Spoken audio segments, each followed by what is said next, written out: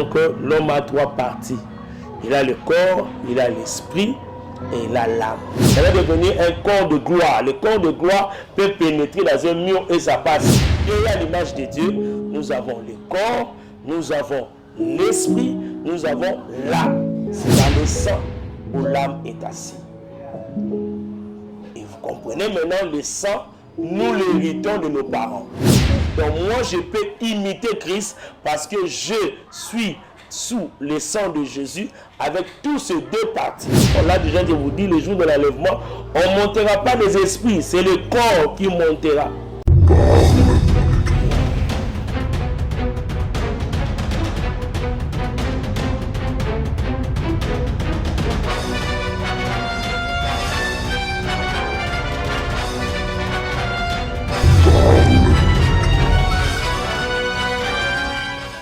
Bonjour, bonsoir à tout le monde.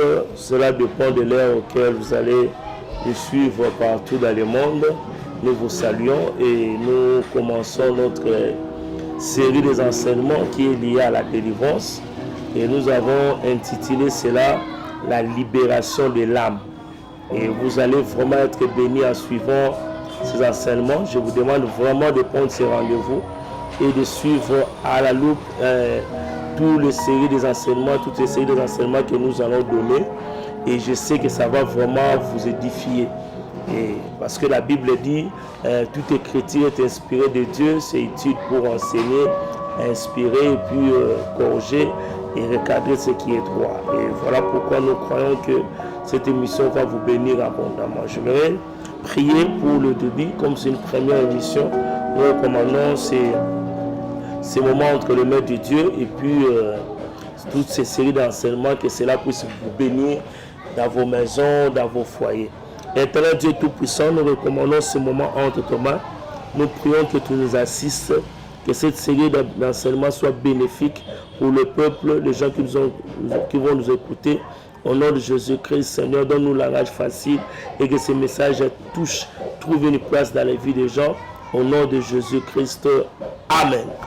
Donc, pour gagner le temps, pendant ces quelques minutes, nous voulons que vous nous suivez avec beaucoup d'attention. Nous parlons sur la libération de l'âme. Alors, nous voulons commencer notre introduction, mais nous commençons ça avec un verset biblique. Je suis dans le livre de 1 Thessaloniciens, chapitre 5, le verset 23. J'ai lu au nom de Jésus-Christ. Que le Dieu de paix vous sanctifie lui-même tout entier et que tout votre être, l'esprit, l'âme et le corps soient conservés irrépréhensibles lors de l'avènement de notre Seigneur Jésus-Christ.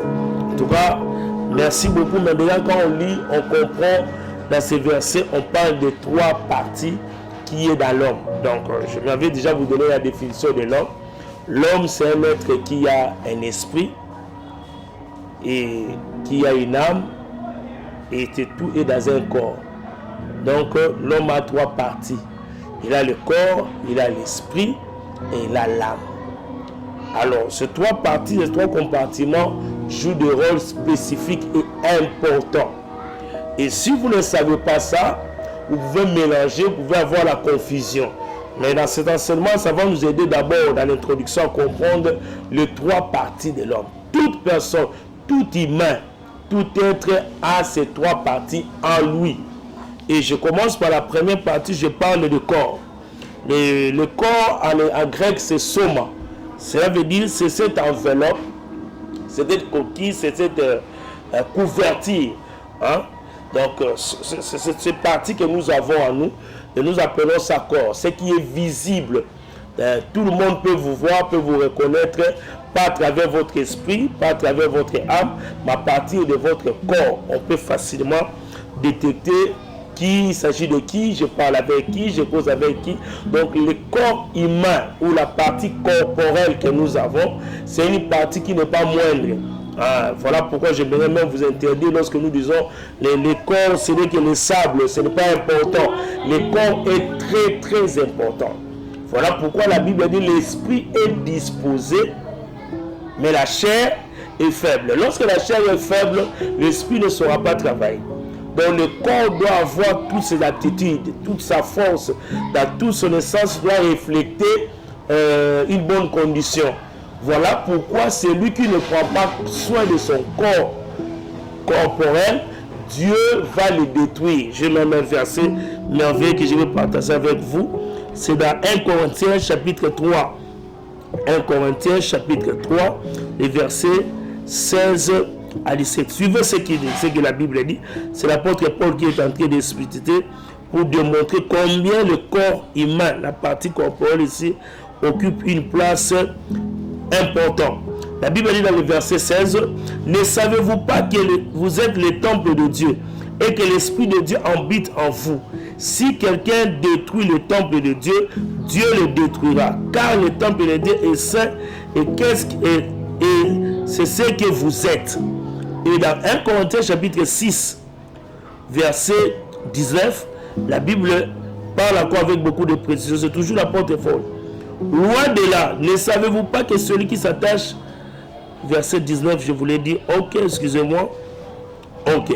Ne savez-vous pas que votre corps est le temple du Saint-Esprit qui est en vous et que vous avez reçu de Dieu et que vous ne vous appartenez point à vous-même. Donc ici, l'apôtre Paul est en train de nous expliquer que la partie corporelle, le corps ici, donc l'aspect corporel que nous avons, ce compartiment n'est pas le moindre. C'est important. Et Dieu tient que nous puissions prendre soin de ça. Voilà pourquoi il faut éviter d'exposer ton corps. D'exposer ton corps dans l'impudicité, dans des actes qui sont mauvais. Si tu es en train de nuire ton corps. Et si tu nuis ton corps, ton esprit manquera l'endroit où il doit travailler. Et ton âme manquera aussi l'endroit où il faut travailler. Donc le corps est le catalyseur. C'est à partir de lui que tout esprit et l'esprit et l'âme trouvent l'endroit pour travailler où chacun joue ce rôle. Donc voilà pourquoi je vais commencer par la partie corporelle que nous avons. Le corps est très important. S'il vous plaît, n'amenez pas votre corps n'importe où. S'il vous plaît, n'exposez pas ton corps. Fais le choix de ce que ton corps peut manger, ce que ton corps peut boire, ce que ton corps peut utiliser. Parce que le mauvais usage peut occasionner la destruction du corps et Dieu ne sera pas content avec toi. Voilà pourquoi quand j'ai lu cette mention dans des portions où on met des cigarettes, on dit fumer est préjudiciable à la santé. Mais cela m'étonne quand quelqu'un est en train de fumer. Il ne sait pas qu'il détruit son corps. On écrit aussi l'alcool est préjudiciable à la santé. Mais les gens sont en train de prendre l'alcool même sans mesure. Tu es en train de détruire ton corps. Et si tu le détruis, Dieu ne sera pas d'accord avec toi. Voilà pourquoi la partie corporelle vous permet d'entrer en contact avec les gens. Si tu n'as pas ce corps ici, tu ne peux pas entrer en contact avec les gens. La partie corporelle te permet de travailler, te permet de réfléchir. Donc c'est une partie importante. Et voilà pourquoi je peux même aller très loin, même sur le temps eschatologique, lorsque nous parlons de corps humain. Ce corps ici, lorsque nous mourons, on met ça dans un caisse qu'on appelle cercueil et on l'enterre. Mais tu vas comprendre ensemble avec moi si nous lisons un verset important où on nous montre comment même après le jour de l'enlèvement, nous allons monter avec ce corps ici, mais ça va changer seulement la forme. Cela veut dire ça va devenir incorruptible. Ça va devenir un corps de gloire. Le corps de gloire peut pénétrer dans un mur et ça passe. Voilà pourquoi, lorsque notre corps ici va changer, devenir le corps de gloire, nous aurons la possibilité de monter le jour de l'enlèvement. Et ceux qui ne monteront pas, ce sont les personnes qui n'auront pas ce corps de gloire. Donc ça sera le même corps. Là déjà je vous dis, le jour de l'enlèvement, on ne montera pas des esprits, c'est le corps qui montera. Et la Bible dit, les morts en Christ ressusciteront. Ils ressusciteront comment? Avec ce corps ici. Et après eux monteront, nous aussi on va monter. Donc si le corps peut aller jusqu'après ta mort, ça sera toujours important. Alors si tu l'as détruit, tu détruis le temple de Dieu. Tu détruis l'édifice de Dieu. Prends soin de la partie corporelle et cela sera une bénédiction pour toi. Je lis le verset pour attester les choses dont je parle là. 1 Corinthiens, toujours l'apôtre Paul, chapitre 15. Chapitre 15, je suis au verset 51 à 53. Suivez-moi très bien. 1 Corinthiens, chapitre 15, verset 51 à 53. La Bible dit, voici, je vous dis un mystère. Nous ne mourrons pas tous, mais tous nous serons changés. À un instant, à un clin d'œil, à la dernière trompette, la trompette sonnera et les morts ressusciteront incorruptibles. Et nous serons changés. Car il faut que ce corps corruptible révèle l'incorruptibilité et que ce corps mortel révèle l'immortalité. Lorsque ce corps corruptible aura revêtu l'incorruptibilité et que ce corps mortel aura revêtu l'immortalité, alors s'accomplira la parole qui est écrite, la mort est engloutie dans la victoire. Donc, nous serons changés. Lorsqu'on dit nous serons changés, ça ne veut pas dire que nous aurons notre corps. Ça sera le même corps, mais ça va revêtir un autre aspect. L'aspect qu'on appelle l'aspect de gloire. Nous aurons maintenant le corps de gloire. C'est ce qui va nous permettre de monter. Donc, comprenons maintenant que la partie corporelle est très, très importante. Ne livre pas ton corps à l'impudicité. Ne livre pas ton corps à la débauche. Parce que Dieu a besoin de ça. Même pour vivre sur la terre, tu as besoin de ce corps ici. Si ce corps ici est mort, c'est difficile pour que tu puisses vivre. Nous vivons, nous manifestons des choses à travers ce corps ici. Alors c'est la première partie. Et je m'ai déjà parlé de la deuxième partie qui est dans l'être humain. C'est ce que nous appelons l'esprit. De l'homme, il a un corps. Et nous avons l'esprit. L'esprit, la Bible l'appelle, c'est le souffle de Dieu. Hein? L'esprit, je peux vous dire, c'est une dimension où c'est un compartiment qui nous permet maintenant là d'entrer en contact avec Dieu. Si le corps humain, c'est la partie visible qui nous aide à entrer en contact avec ce qui est visible, mais maintenant l'esprit que nous avons en nous, c'est Dieu qui nous donne cet esprit-là.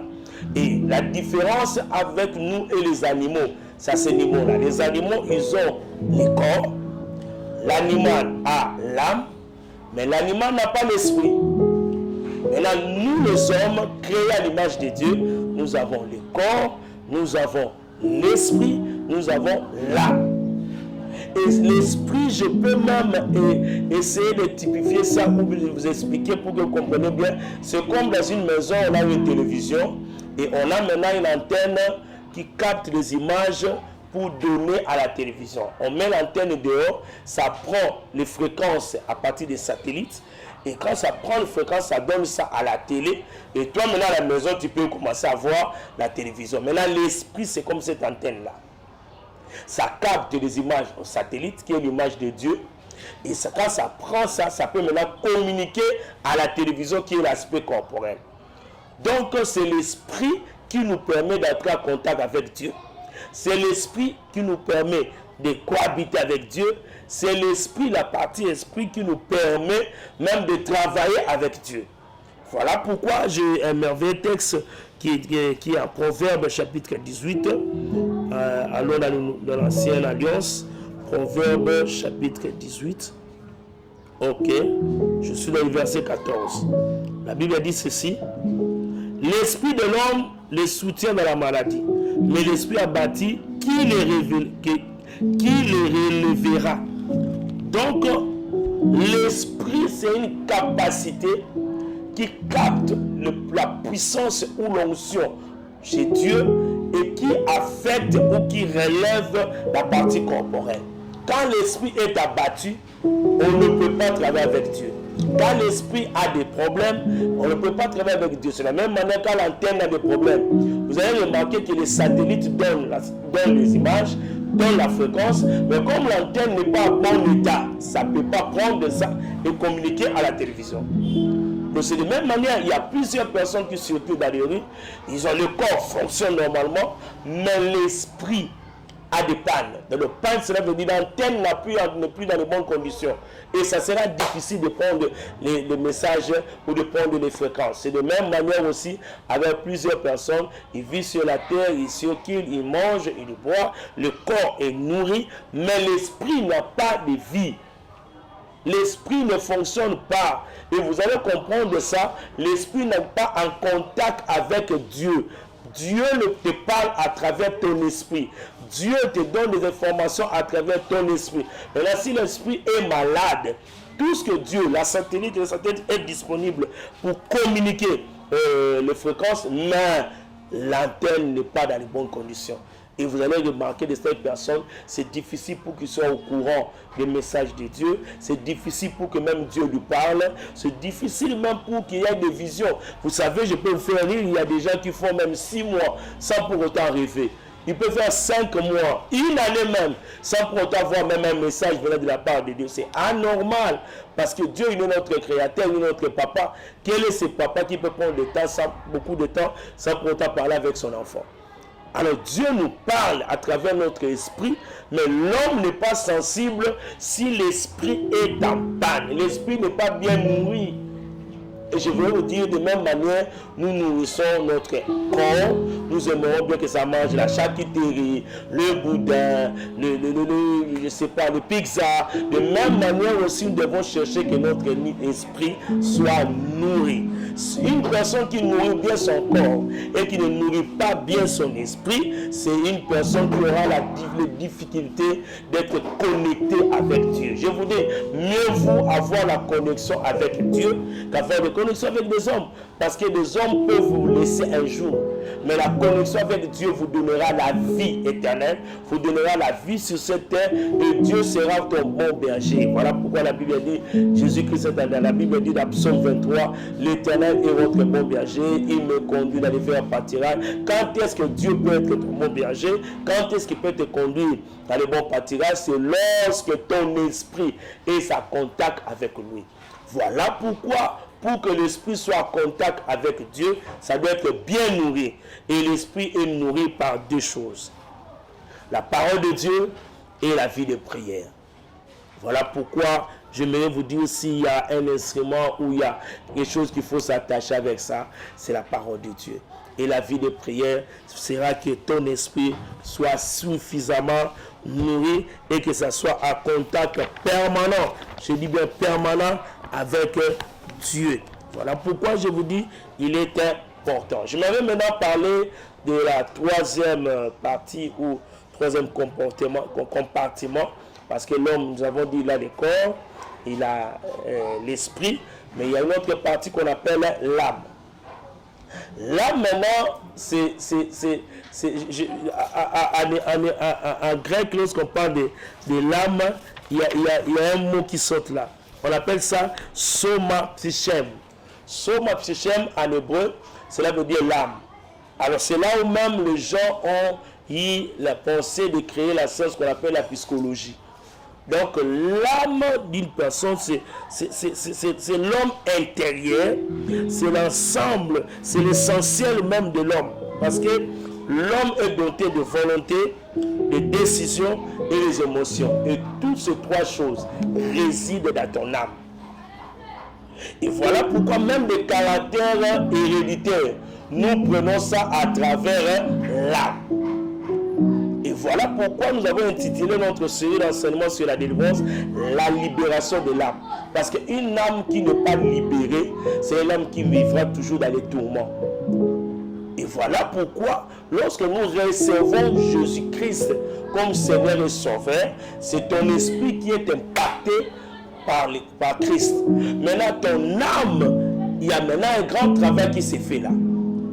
Voilà pourquoi maintenant l'âme est purifiée, est sanctifiée chaque jour, lorsque maintenant la personne commence à mener une vie permanente avec Christ, une vie permanente avec la parole. C'est ainsi maintenant que son âme peut être libérée de l'oppression satanique, ça peut être libérée de la possession, libérée de liens démoniaques, libérée de liens familiaux lorsque l'âme est sauvée.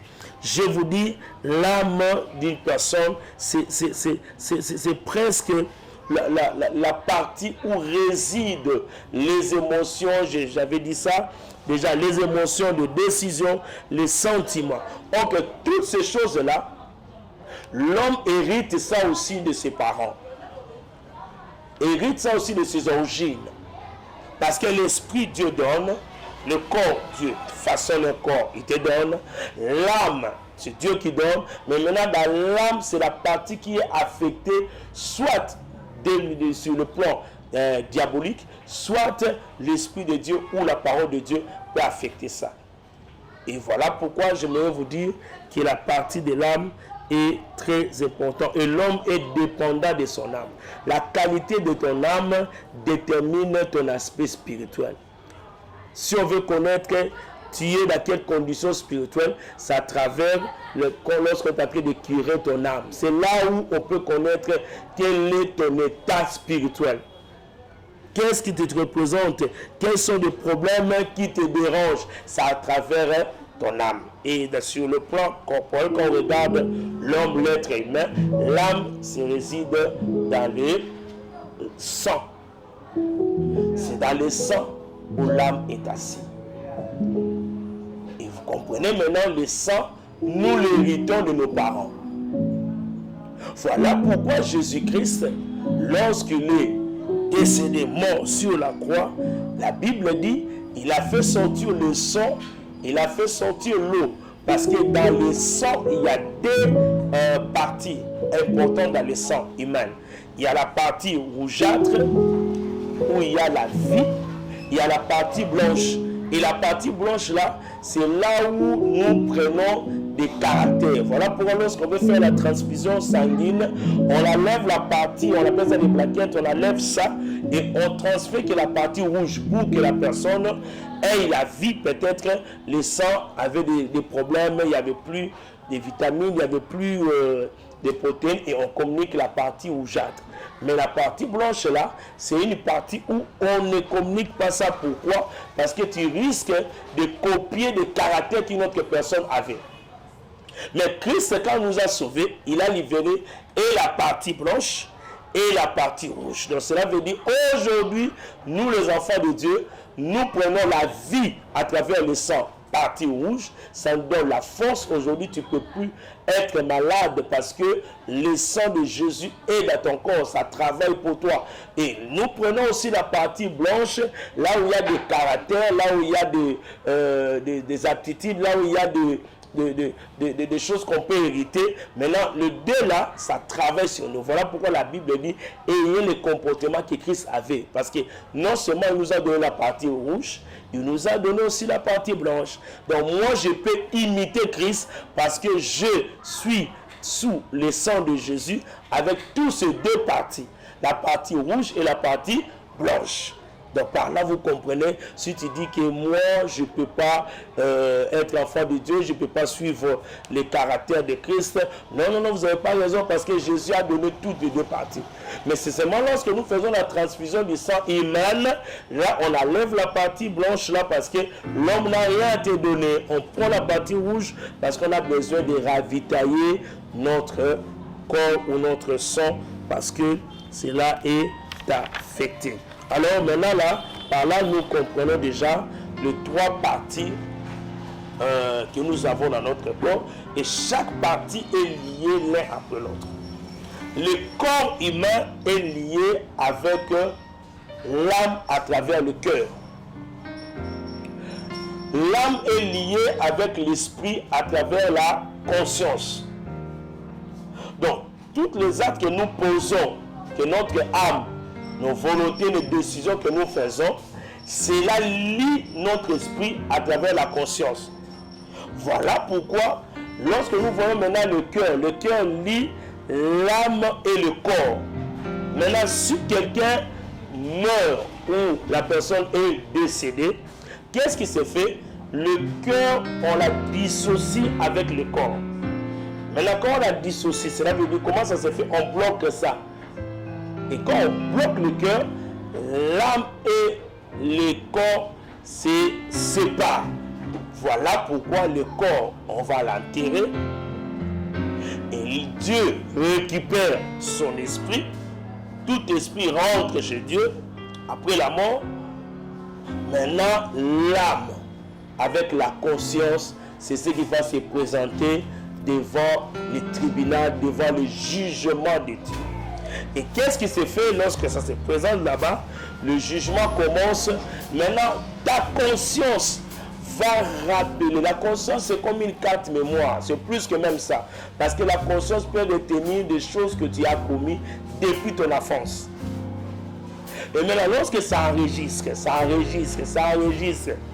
et devant maintenant le jugement, tu seras là, ton âme, c'est ton âme qui va être jugée, ça se tient devant Dieu, et maintenant, ta conscience commence à rappeler tout ce que toi tu as fait.